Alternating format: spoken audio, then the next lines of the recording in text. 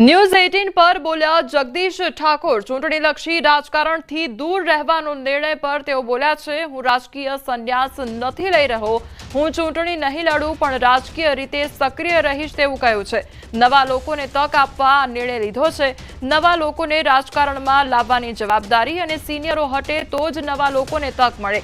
ચૂંટણી નહીં લડીએ તો વધુ કામ કરી શકીશું અને પાર્ટીની જે પણ સમસ્યાઓ છે તેના પર કામ કરી શકીશું, તે પ્રકારનું નિવેદન આપવામાં આવ્યું છે।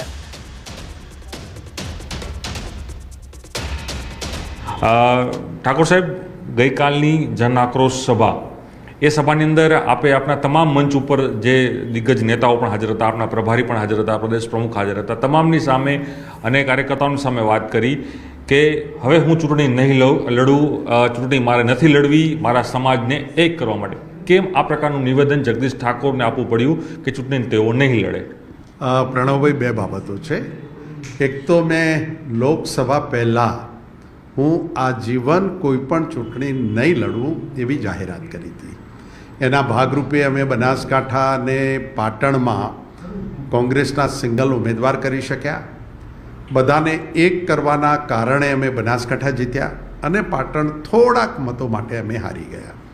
અને બીજું મેં એવું કહ્યું કે કોઈ પણ હોદ્દો નહીં હોય તો પણ આ જીવન કોંગ્રેસની મહેનત કરવામાં કોઈ કચાશ નહીં રહે।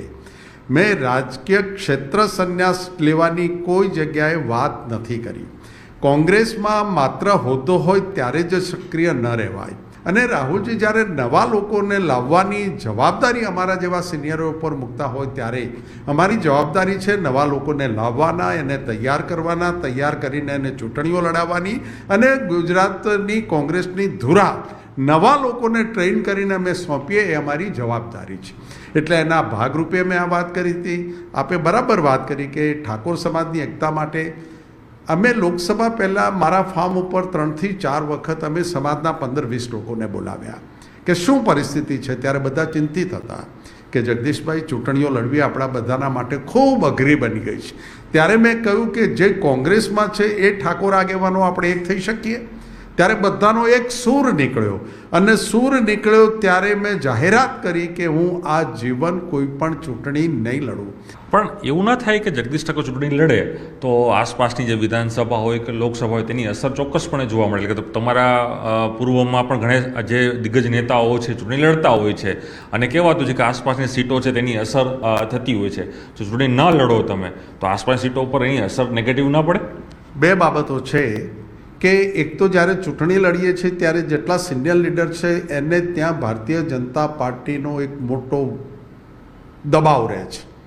એટલે જે સમય બહાર આપવો જોઈએ અમે આપી શકતા નથી।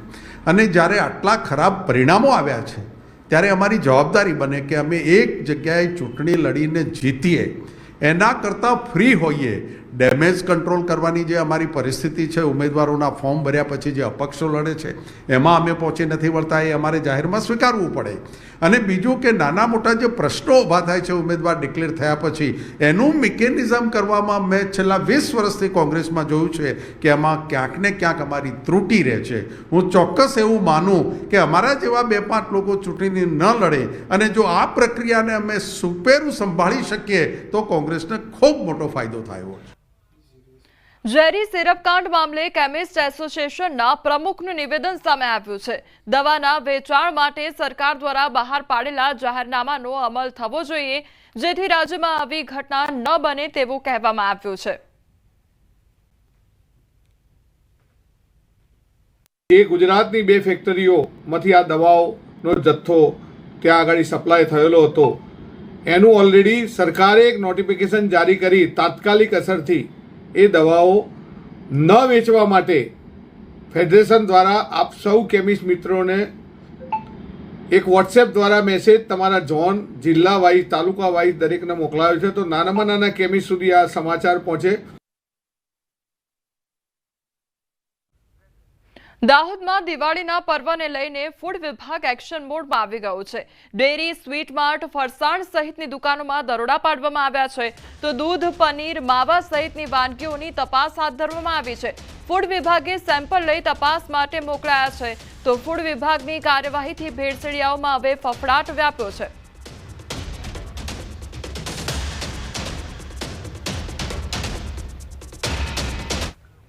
સમાચારોમાં આગળ વધીએ તે પહેલા રોકાઈશું એક બ્રેક માટે।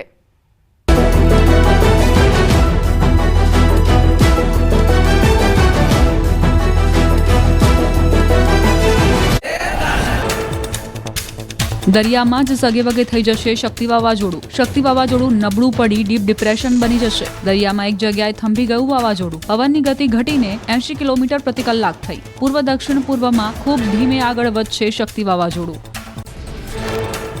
આગામી 3 દિવસ રાજ્યમાં સાર્વત્રિક વરસાદની આગાહી। દરિયાકાંઠે DW2 સિગ્નલ લગાવાયું। માછીમારોને દરિયો ન ખેડવા અપાઈ સૂચના। અફઘાનિસ્તાન પાસે વેસ્ટર્ન ડિસ્ટર્બન્સ સક્રિય થતા યથાવત રહેશે વરસાદી માહોલ।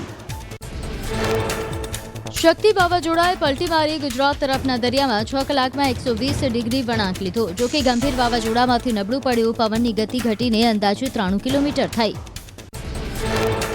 વાવાઝોડાને લઈને હવામાન નિષ્ણાંત અથર્યા શેટ્ટીએ આપી જાણકારી। વેસ્ટર્ન ડિસ્ટર્બન્સના કારણે વાવાઝોડાના ઉપરનો ભાગ વિખેરાયો। કેન્દ્ર ખુલ્લું પડતા નબળું પડી રહ્યું છે વાવાઝોડું। આવતીકાલ સુધીમાં ડિપ્રેશન બની જશે વાવાઝોડું।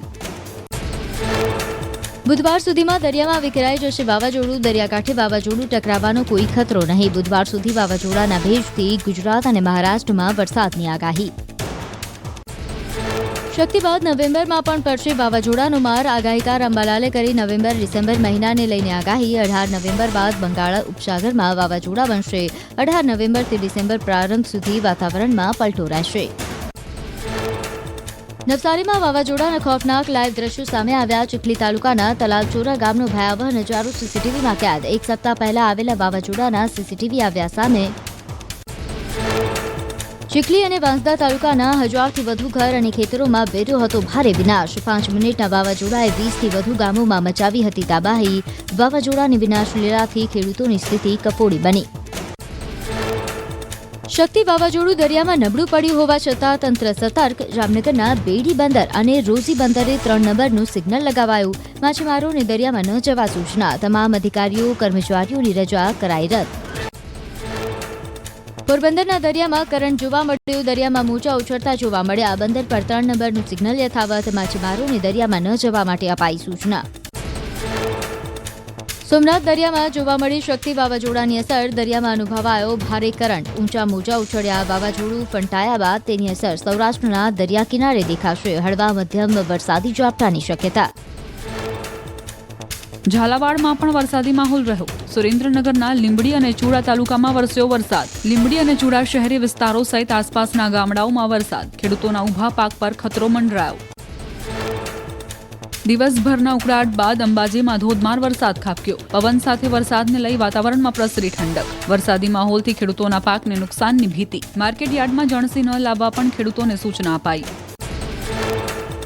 બનાસકાંઠાના પાલનપુરમાં પણ વરસાદી માહોલ છવાયો। ભારે ઉકળાટ બાદ વરસાદી ઝાપટા પડ્યા। શહેરના અનેક વિસ્તારોમાં ધોધમાર વરસાદ વરસ્યો।